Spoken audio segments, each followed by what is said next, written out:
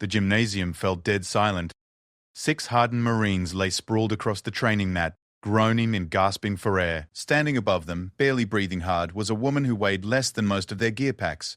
The same woman they had whispered about in the mess hall, calling her too fragile and a diversity hire. The same woman who now commanded their respect with nothing more than precise movements and an unbreakable will. Lieutenant Commander Sarah Chen had just shattered every assumption they held about strength, leadership, and what it meant to be a warrior. But this moment wasn't the beginning of her story. It was just the first time anyone was truly paying attention. What they didn't know was that Sarah's journey to this moment had cost her everything she thought she wanted, forged her through fires that would have broken lesser souls, and taught her that true strength isn't measured by the weight you can lift, but by the weight you can carry when everyone else has given up. This is the story of how a fragile woman became the most feared and respected commander in the most elite fighting force in the world, and how she proved that sometimes the most dangerous weapon isn't the biggest one in the room. Sarah Chen never planned to become a killer. At 8 years old, she was the girl who cried when she accidentally stepped on ants. She collected injured birds and nursed them back to health in her bedroom, much to her mother's dismay. Her father, a quiet accountant who wore thick glasses and pressed shirts, would find her reading medical books meant for adults, her small fingers tracing diagrams of broken bones and torn muscles. But life has a way of reshaping even the gentlest souls. The first crack in Sarah's sheltered world came when she was 12. Her family had moved to a rough neighborhood in Detroit after her father lost his job. The house was small, the paint peeling, and the nights filled with sounds that made her mother lock all the doors twice before bed. Sarah learned quickly that being small, quiet, and different made you a target. Bullying started on her first day at Lincoln Middle School. Marcus Webb, a boy twice her size with arms like tree branches, decided that the quiet Asian girl would make perfect entertainment for his friends. He would wait for her after school, pushing her into lockers, stealing her homework, calling her names that made her face burn with shame. Her parents, immigrants who still spoke broken English and feared causing trouble, told her to keep her head down and focus on her studies. But Sarah was watching. Always watching. She noticed how Marcus moved, how he telegraphed his punches, how his friends positioned themselves to block escape routes. She studied the patterns like she once studied those medical books. And slowly, a different kind of knowledge began to grow in her mind. The local community center offered free martial arts classes on Tuesday evenings. The instructor, a weathered man named James Rodriguez who had served 3 tours in Vietnam, saw something in the skinny 12-year-old who showed up with second-hand clothes and fire in her dark eyes. He didn't ask questions when she appeared with bruises.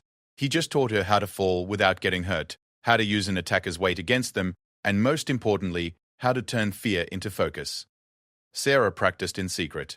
In her bedroom after homework, in the school bathroom during lunch, in the alley behind her house when her parents were working their double shifts. Her body began to change, becoming lean and quick rather than just small. Her mind sharpened, learning to read situations and people with an intensity that unnerved even her teachers. The confrontation with Marcus came 6 months later. He cornered her after school, as usual. But this time something was different in Sarah's posture. She didn't cower. She didn't try to run. She stood perfectly still, her weight balanced, her breathing controlled. When Marcus reached for her backpack, Sarah moved. Not with the wild flailing of a desperate child, but with the precise economy of motion that Rodriguez had drilled into her. She redirected Marcus's momentum, swept his legs, and put him on the ground in 3 seconds flat. As his friends stared in shock, Sarah looked down at the boy who had terrorized her for months. "Don't touch me again," she said quietly, and he never did. Word spread quickly through the school about the quiet girl who had dropped the biggest bully in 7th grade. Some students looked at her with newfound respect, others with fear. Sarah found she didn't care about either reaction. She had discovered something about herself that was both thrilling and terrifying. She was good at this. Very good. Rodriguez began training her more seriously. He introduced her to boxing, wrestling, and weapon techniques. He taught her about strategy and patience, about reading an opponent's weaknesses and exploiting them without mercy. Sarah absorbed it all with the same intensity she once applied to caring for injured animals, except now she was learning how to create injuries instead of heal them. Her grades never suffered. If anything, the discipline and focus from her training made her a better student. She maintained a perfect 4.0 GPA while secretly becoming one of the most dangerous teenagers in Detroit. Her parents, working too many hours to notice the subtle changes in their daughter, were proud of her academic achievements, and never questioned why she no longer came home with torn clothes or unexplained bruises. By her sophomore year of high school, Sarah had earned a reputation that extended far beyond Lincoln Middle School. Older students who thought they could intimidate the small Asian girl found themselves flat on their backs, staring at the ceiling while their friends helped them up and their pride bled out on the gymnasium floor. She never started fights, but she always finished them. The military recruiters first approached Sarah during her junior year. They had heard stories about the girl who could take down boys twice her size, the one who moved like water and struck like lightning. Staff Sergeant Monica Torres from the Marine Corps found Sarah practicing alone in the community center after hours, working through forms with a precision that made the veteran's breath catch her. "You ever think about serving your country?" Torres asked, after watching Sarah complete a particularly complex combination that would have challenged Marines with years of training. Sarah paused, lowering her guard for the first time that evening. She looked at the woman in the crisp uniform, noting the confidence in her posture, the respect in the way other people looked at her. What would that involve? Torres smiled. Everything you're already doing, but with purpose beyond yourself. The conversation lasted 3 hours. Torres told Sarah about Marine training, about the brotherhood and sisterhood forged in impossible circumstances, about the honor of serving something greater than yourself. She didn't sugarcoat the difficulty or the danger. She didn't promise that being a woman in the Marines would be easy. Instead, she offered Sarah something she had been searching for without knowing it, a place where her particular talents would be not just accepted, but celebrated. Sarah's parents were horrified when she announced her intention to join the Marines after graduation. They had immigrated to America so their daughter could become a doctor or lawyer, not a soldier. They pleaded with her to reconsider, to think about her future, to remember that she was their only child. But Sarah had already made her choice. She had spent 6 years transforming herself from victim to victor, and now she wanted to take that transformation to its logical conclusion. She wanted to test herself against the best, to see just how far her particular combination of intelligence, skill, and controlled violence could take her. On graduation day, as her classmates celebrated their acceptance letters to colleges and universities, Sarah Chen signed her enlistment papers. She was 18 years old, weighed 118 pounds, and could disable most men twice her size in under 10 seconds. She thought she was ready for anything the Marines could throw at her. She was wrong. Boot camp at Parris Island was designed to break civilians and rebuild them as Marines. For most recruits, it was the hardest thing they had ever experienced. For Sarah, it was Tuesday. The physical challenges that left grown men sobbing in their bunks barely elevated her heart rate. The psychological pressure that shattered egos and rebuilt them stronger was nothing compared to 6 years of being underestimated and targeted. Her drill instructors quickly realized they had something special on their hands. Gunnery Sergeant Patricia Williams, a 20-year veteran who had broken more recruits than she could count, found herself genuinely impressed by the small recruit who never complained, never failed, and seemed to view every challenge as an interesting puzzle to solve. "Chen," Williams called out during the 3rd week of training, "front and center." Sarah snapped to attention in front of the entire platoon. Around her, 50 other recruits watched nervously, wondering what infraction the quiet girl had committed. "Show me your best takedown," Williams ordered. Sarah hesitated for just a moment. In the civilian world, demonstrating her fighting skills on a superior would have been unthinkable. But this wasn't the civilian world anymore. Williams read her hesitation correctly. "That's an order, recruit." What happened next became legend among the drill instructors at Parris Island. Sarah moved with the fluid grace of someone who had been training since childhood, taking down the seasoned gunnery sergeant with a technique so perfect it looked choreographed. Williams hit the ground and bounced back up with a grin that her recruits had never seen before. "Outstanding," she said simply. Then she turned to the rest of the platoon. "Chen just demonstrated what happens when natural talent meets dedicated training. Some of you think you're tough because you played high school football or got in a few bar fights. Chen has been studying combat since she was 12 years old. She doesn't just want to be a Marine. She was born to be one." From that moment forward, Sarah's fellow recruits looked at her differently, not with fear or resentment, but with a kind of awed respect. She helped struggling recruits with their combat training, tutored those who were falling behind in academics, and somehow managed to build bridges across the racial and cultural divides that often fractured military units. But it was during the final field exercise that Sarah truly showed what she was capable of. The scenario was simple. A simulated urban combat situation where the recruits had to clear a building occupied by enemy forces, played by drill instructors armed with paintball weapons. Most platoons took casualties and failed to achieve their objectives. A few managed to complete the mission with minimal losses. Sarah's platoon achieved something that hadn't been seen in over a decade at Paris Island. They suffered 0 casualties and neutralized all enemy targets in under 6 minutes. The secret was Sarah's tactical mind. While her fellow recruits saw a training exercise, she saw a chess match with predictable patterns and exploitable weaknesses. She had studied every previous attempt at this scenario, analyzed the failure points, and developed a strategy that turned the drill instructor's experience against them. She positioned her strongest shooters to provide covering fire, used the fastest recruits as scouts to identify enemy positions, and personally led the assault team through a route that avoided the predictable choke points where previous platoons had been ambushed. When they encountered resistance, she didn't rely on overwhelming firepower. Instead, she used misdirection, forcing the enemy to react to threats that weren't there, while her real attack came from an unexpected angle. The drill instructors found themselves outmaneuvered by an 18-year-old girl who had never seen real combat but understood the psychology of warfare better than soldiers with years of experience. Colonel Richard Hayes, the commanding officer of the training depot, personally reviewed the footage of that exercise. He had been a Marine for 30 seconds, had commanded troops in 3 different conflicts, and had never seen a recruit demonstrate that level of tactical sophistication. "Gunnery Sergeant Williams," he called her into his office the next morning. "Tell me about recruit Chen." Williams had been expecting this conversation. "Sir, she's exceptional. Not just physically, but mentally. She sees patterns others miss, thinks 3 moves ahead, and has an instinct for warfare that can't be taught." Hayes nodded slowly. "I've been watching her file. Perfect scores on all evaluations, 0 disciplinary incidents. Natural leader." He paused, studying the footage again. "What are your recommendations?" "Infantry school, maybe reconnaissance. She's wasted in a support role." "What about officer candidate school?" Williams considered this. In the Marine Corps, there were 2 paths to leadership: enlisted ranks, earned through experience and proven competence, or the officer track, which required college education and formal military training. Sarah was clearly capable of both, but Williams sensed something deeper. "Sir, I think she needs to prove herself in the enlisted ranks first. She's got the skills to be an officer, but she needs to understand what it means to follow orders before she can give them effectively.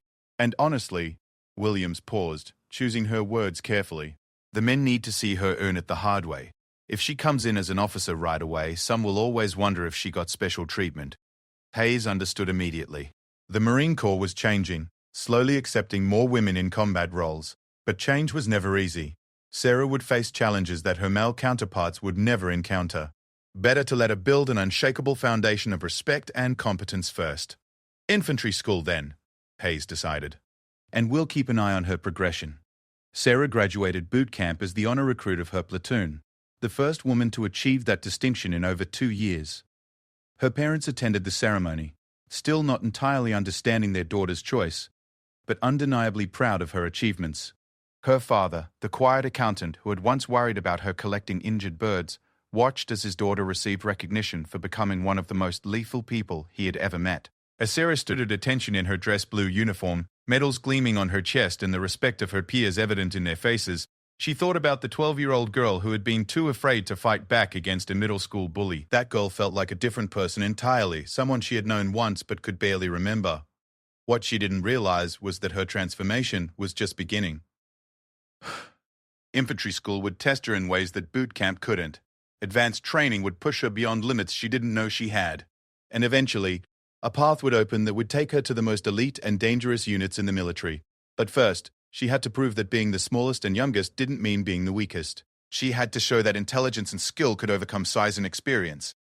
And she had to do it all while navigating a world that still wasn't sure women belonged on the front lines of America's wars. The journey from victim to warrior was complete. Now the real test would begin. Infantry school at Camp Pendleton was where dreams went to die. Of the 200 Marines who started the program, only about half would graduate with their military occupational specialty as an infantry assault specialist. The rest would be reassigned to support roles, their hopes of being frontline warriors crushed under the weight of impossible standards and relentless pressure. Sarah Chen arrived at Pendleton with a reputation that preceded her. Word had traveled through the Marine grapevine about the honor recruit from Paris Island who had outmaneuvered seasoned drill instructors and taken down opponents twice her size. Some viewed her with curiosity, others with skepticism, and a few with outright resentment. The resentment came primarily from Marines, who believed that women had no place in combat roles. They weren't necessarily bad people, but they carried generations of tradition and mindset that viewed warfare as fundamentally masculine. To them, Sarah's presence was either a political statement or a dangerous experiment that could get people killed. Staff Sergeant Mike Kowalski embodied this resistance. A 15-year veteran of Afghanistan and Iraq, he had lost friends in combat and carried scars both visible and hidden from his service. He wasn't cruel or deliberately unfair, but he made it clear that he would hold Sarah to the exact same standards as every male Marine, with no allowances for gender differences. "Chen," he announced on the first day of training, "I don't care what you did in boot camp. This is the real Marine Corps now. You want to carry a rifle in combat? You better prove you can handle everything that comes with it." The physical demands of infantry school were designed to break down even the strongest recruits and rebuild them into weapons of war. 20-mile forced marches carrying full gear. Combat exercises that lasted for days without sleep. Weapons training that required perfect accuracy under extreme stress and fatigue. Sarah's fellow Marines quickly learned that she wasn't just keeping up, she was setting the pace. During their first major hike, a brutal 22-mile march through desert terrain carrying 60-pound packs, Sarah finished in the top 5 of the entire company. When exhausted Marines started falling behind, she doubled back to help carry their gear, adding extra weight to her own load without complaint. The transformation in attitude was gradual but undeniable. Marines who had been skeptical began to acknowledge her competence. Those who had been openly hostile found it harder to maintain their objections when she consistently outperformed her peers. The turning point came during urban combat training. The scenario was a simulation of house-to-house fighting in a hostile city, with instructors playing enemy combatants using non-lethal ammunition that still hurt like hell when it hit. Previous classes had struggled with this exercise, often taking heavy casualties and failing to achieve their objectives. Sarah's squad was assigned the most difficult building in the complex, a 3-story structure with multiple rooms and numerous hiding spots for defenders. The standard approach was to use overwhelming firepower and accept the casualties that came with forcing entry into a fortified position. But Sarah saw a different solution. While her squad leader planned a frontal assault, she studied the building's layout and identified a structural weakness that previous groups had missed. The building's fire escape led to a utility room on the second floor that connected to the main structure through an HVAC system. It would be a tight squeeze, requiring someone small and flexible to navigate the confined space, but it would allow a single person to get inside and create chaos among the defenders. "Corporal Martinez," she approached her squad leader during the planning phase, "request permission to attempt an alternative entry route." Martinez, a veteran of 2 deployments who had initially been skeptical of having a woman in his squad, had learned to listen when Sarah spoke. "What are you thinking, Chen?" She outlined her plan, while the rest of the squad created a noisy diversion at the front entrance. She would infiltrate through the HVAC system, neutralize the defenders from behind, and open multiple entry points for the assault team.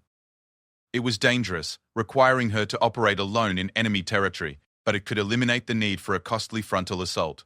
"It's risky," Martinez acknowledged, "if you get caught in there alone." "I won't get caught," Sarah said with quiet confidence.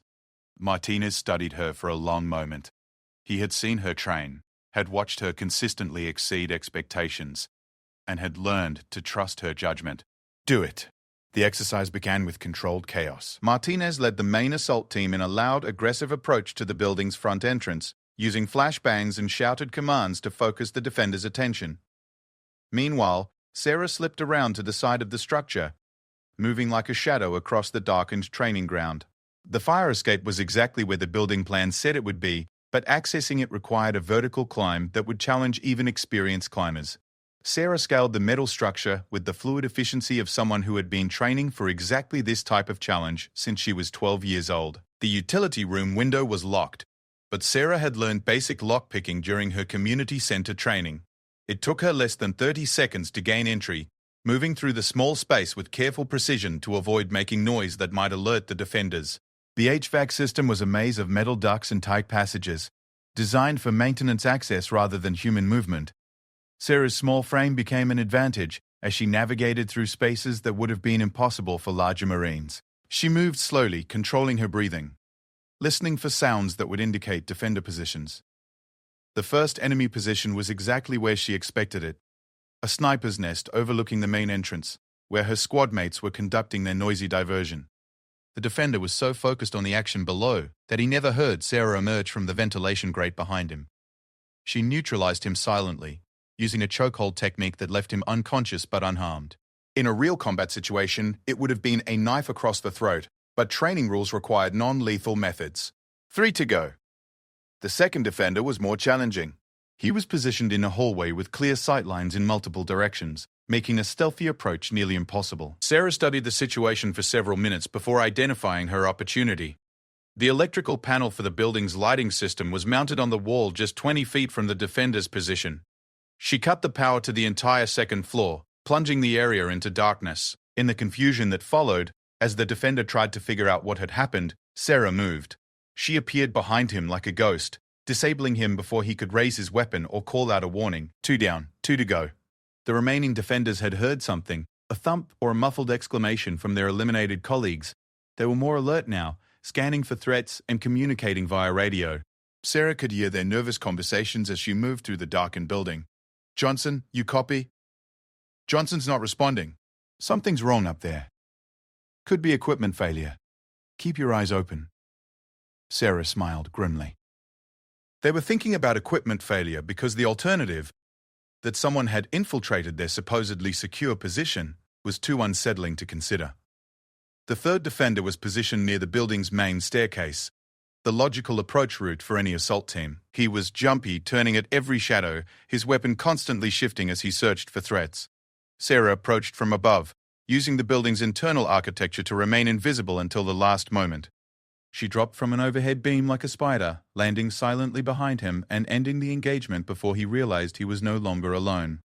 3 down, 1 to go. The final defender was the most dangerous, the squad leader, positioned in the central command room where he could coordinate the defense and maintain communication with higher headquarters. He was experienced, alert, and increasingly suspicious about his men's failure to respond to radio calls. Sarah knew she couldn't rely on stealth alone for this engagement. The squad leader was too professional, too aware of his surroundings. Instead, she would have to use psychology and misdirection. She activated the building's fire alarm, creating a deafening noise that would mask her approach while forcing the defender to make a choice: investigate the alarm or maintain his position. The psychological pressure of being alone in a building where his entire team had mysteriously gone silent would push him toward action rather than passive defense. As expected, the squad leader left his secure position to investigate the alarm. Sarah was waiting for him in the hallway, positioned in a blind spot created by the building's architecture. When he rounded the corner, she was already moving, using his own momentum and the element of surprise to take him down before he could react. 4 down. Building secure. Sarah moved to the front entrance and opened it from the inside, allowing her squad mates to enter without resistance. The entire operation had taken 12 minutes from start to finish, with 0 friendly casualties and all objectives achieved. The instructors reviewing the exercise were stunned. Not only had Sarah's squad achieved their objectives faster than any previous group, but they had done it without losing a single Marine. The tactical innovation of infiltrating through the HVAC system was brilliant, but more importantly, it demonstrated the kind of creative thinking that separated good Marines from exceptional ones. Staff Sergeant Kowalski found Sarah during the debrief session. The man who had promised to hold her to the same standards as every male Marine looked at her with something approaching awe.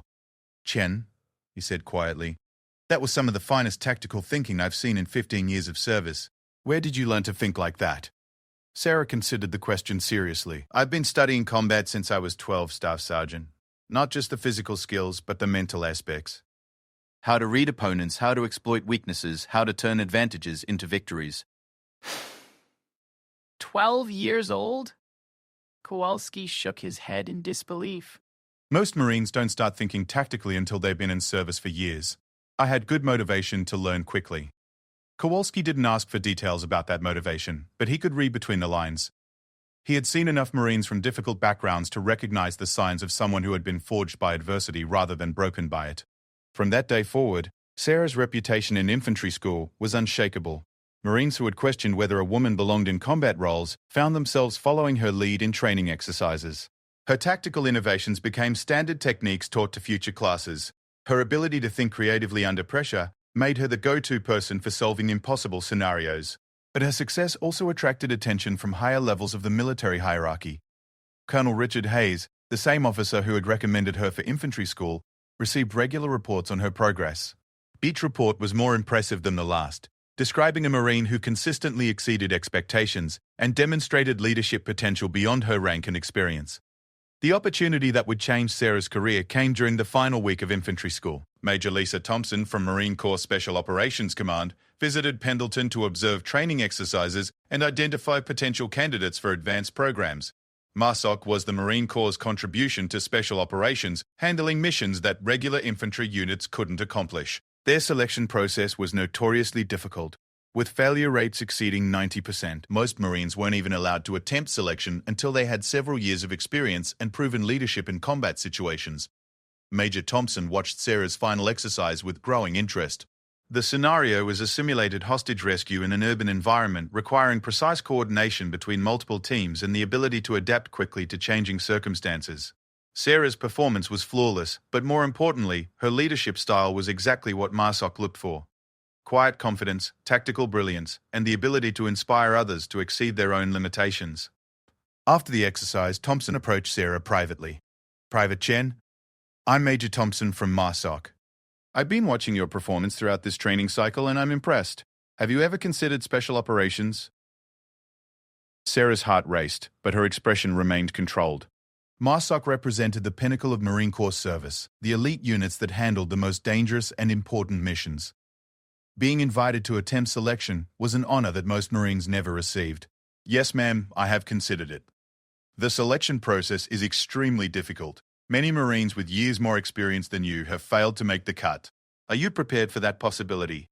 Sarah thought about the 12-year-old girl who had been afraid of bullies, the teenager who had transformed herself into a weapon through sheer determination, and the Marine who had just completed infantry school at the top of her class despite every obstacle placed in her path. "Ma'am, I've been preparing for difficult challenges my entire life." "I believe you have. I'm recommending you for the next selection cycle. It starts in 6 months, which gives you time to complete additional training and prepare both physically and mentally. Are you interested?" "Absolutely." Thompson handed her a folder containing preliminary information about MARSOC selection. "Study this material carefully. The physical requirements are intense, but based on what I've observed, you should be able to meet them. The psychological challenges will be more difficult. Special operations requires a different mindset than regular infantry work. You'll be operating in small teams, often behind enemy lines, with minimal support and maximum responsibility." Sarah accepted the folder with steady hands, but inside she felt a mixture of excitement and trepidation. This was beyond anything she had imagined when she first enlisted. MARSOC Marines were legends within the Corps, operators who handled missions that never made the news and saved lives that would never know they had been in danger. "Ma'am, can I ask why you're offering this opportunity to someone with so little experience?" Thompson considered the question carefully. "Because experience isn't everything, Chen. Instinct, intelligence, and adaptability matter more than years of service. You've demonstrated all three consistently. Plus, MARSOC is evolving. We're facing new types of threats that require new approaches. Sometimes fresh perspective is more valuable than traditional experience." That evening, Sarah called her parents from the base phone center. They had grown accustomed to their daughter's military achievements, though they still didn't fully understand her career path. When she explained that she had been invited to attempt selection for special operations, the silence on the other end of the line stretched uncomfortably long. "Is this dangerous?" her mother finally asked. Sarah considered how to answer honestly without causing unnecessary worry. "All military service involves some risk, Mum. But special operations units receive the best training and equipment available. If anything, they're safer because they're better prepared." It wasn't entirely true, but it wasn't entirely false either. MARSOC Marines did receive superior training and equipment, but they also handled more dangerous missions than regular infantry units. Her father's response surprised her. "Sarah, when you were young, we worried that you were too gentle for this world. We were wrong. You're exactly strong enough for whatever challenges you choose to face. We trust your judgment." The 6 months between infantry school graduation and MARSOC selection passed quickly. Sarah was assigned to a regular infantry unit at Camp Pendleton, where she continued to excel and build her reputation. Her squad leader, Sergeant James Rodriguez, coincidentally sharing a name with her childhood martial arts instructor, became a mentor and advocate. "Chen's different," he told anyone who would listen. "Most Marines are good at following orders. She's good at understanding why the orders make sense and figuring out better ways to accomplish the mission. That's the difference between a good Marine and a great one." Sarah spent her off-duty hours preparing for MARSOC selection. She increased her physical training, focusing on endurance and functional strength rather than just raw power. She studied advanced tactics and strategy, reading military history and analyzing famous special operations missions. Most importantly, she worked on developing the mental resilience that would be required to survive the psychological pressure of selection. She also had to deal with the reality of being a woman attempting to join a community that had never included women before. MARSOC had only recently opened its doors to female candidates, and Sarah would be among the first to attempt the selection process.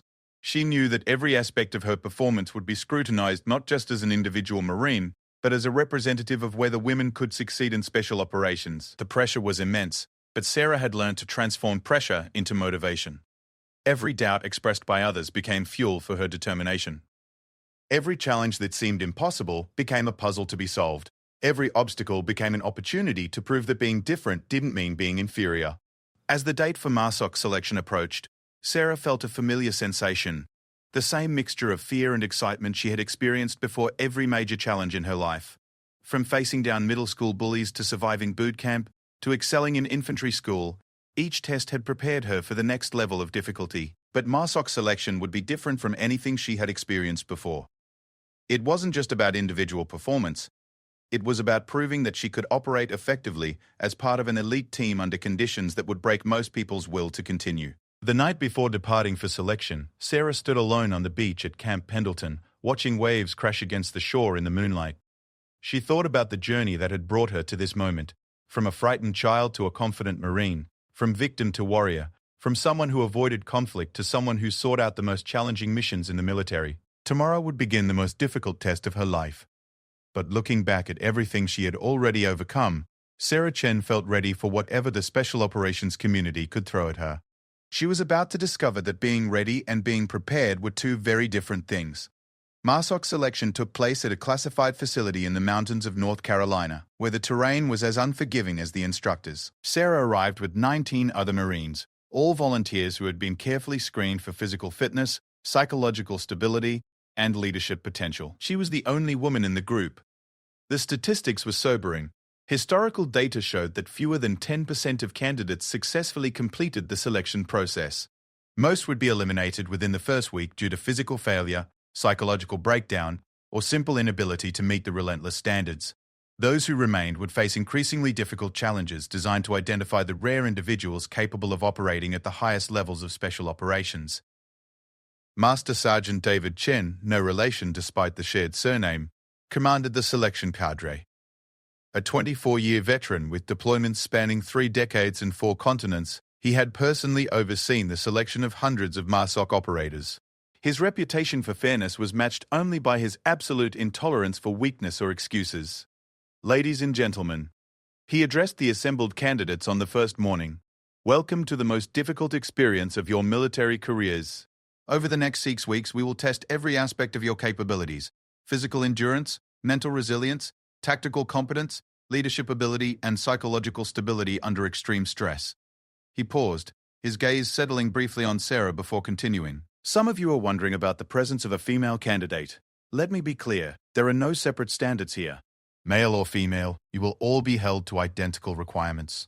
Success or failure will be determined solely by performance. The first phase focused on physical conditioning and basic skills assessment, 20-mile runs through mountain terrain carrying full gear, obstacle courses that required strength, agility, and problem-solving ability, swimming tests in frigid water that pushed candidates to their physiological limits, combat marksmanship under conditions of extreme fatigue and stress. Sarah had prepared extensively, but the intensity still shocked her. By the end of the first week, half the candidates had either quit or been eliminated for failing to meet minimum standards. The remaining 10 Marines looked at each other with a mixture of exhaustion and growing respect for what they were attempting to accomplish. The second week introduced psychological pressure. Sleep deprivation became a constant factor, with candidates averaging 3 hours of rest per night.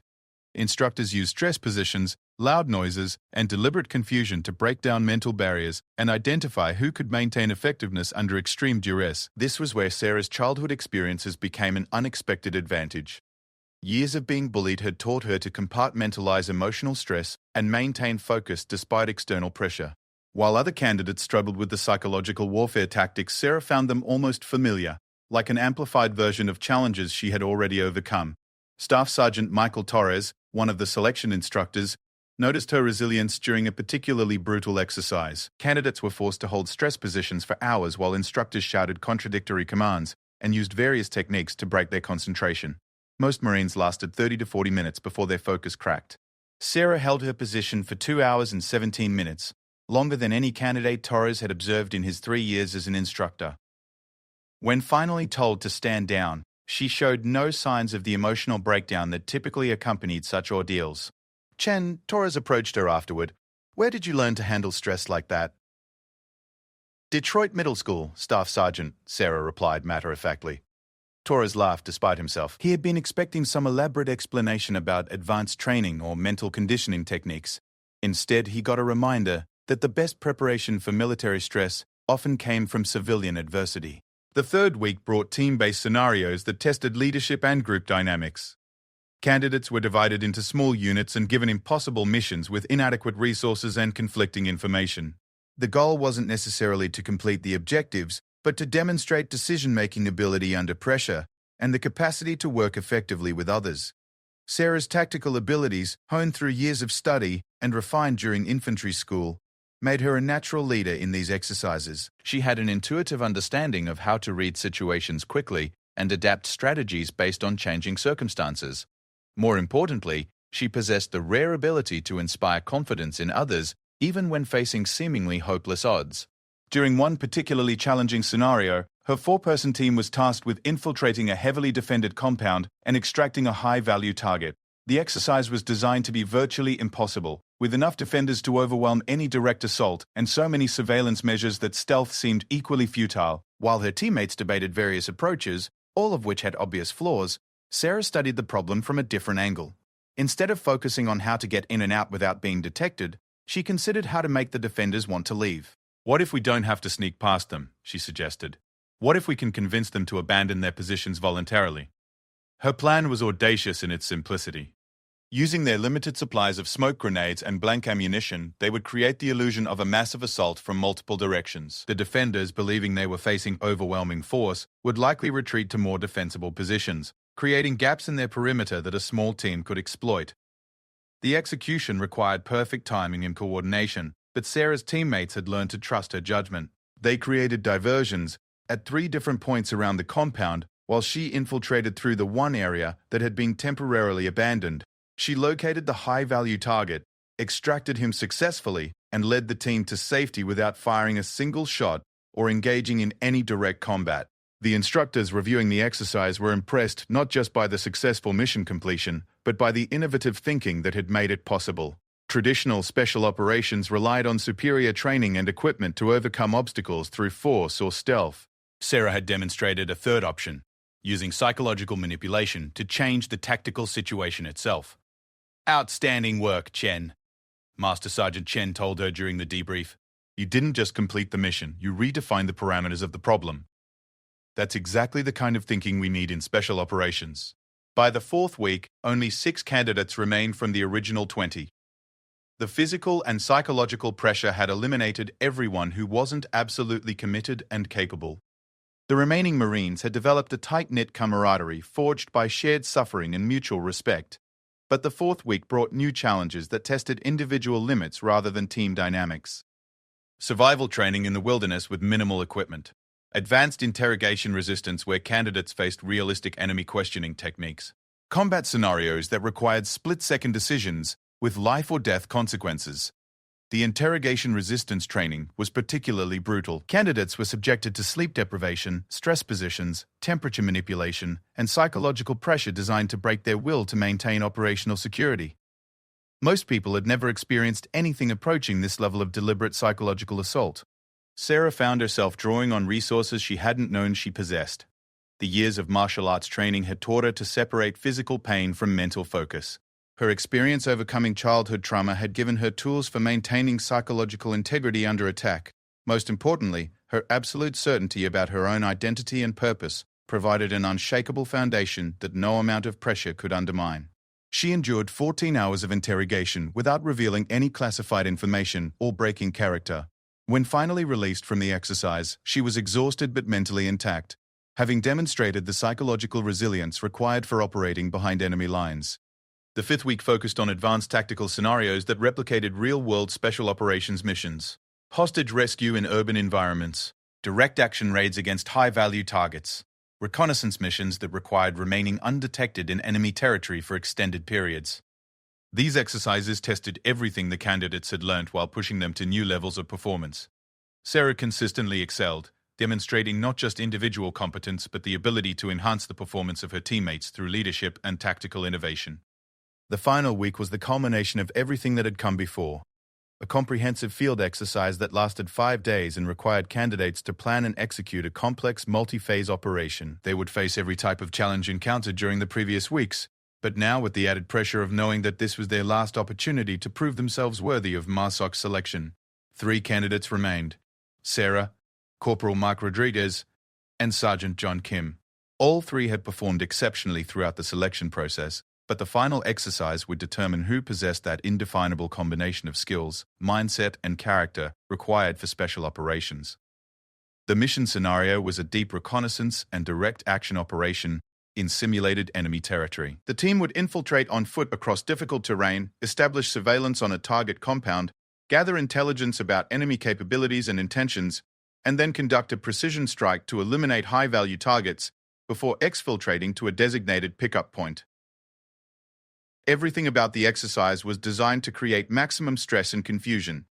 Weather conditions were deliberately harsh, with rain and cold temperatures that made movement difficult and equipment maintenance challenging. The timeline was compressed, requiring rapid decision-making without adequate time for detailed planning. The enemy force was aggressive and well-trained, actively hunting for the infiltration team. Sarah found herself appointed team leader, a responsibility that carried both honor and tremendous pressure. The success or failure of the mission would rest primarily on her tactical decisions and leadership ability. She spent the night before the exercise finalizing plans and contingencies, but she also took time for personal reflection. This was the moment everything had been building toward since she first decided to transform herself from victim to warrior. All the training, all the challenges, all the doubts and obstacles had led to this point. The infiltration phase went smoothly, with Sarah's team covering 12 miles of rough terrain in darkness without detection. Her navigation skills, honed through years of studying maps and terrain, kept them on course despite challenging conditions and limited visibility. Establishing surveillance on the target compound required patience and tactical discipline.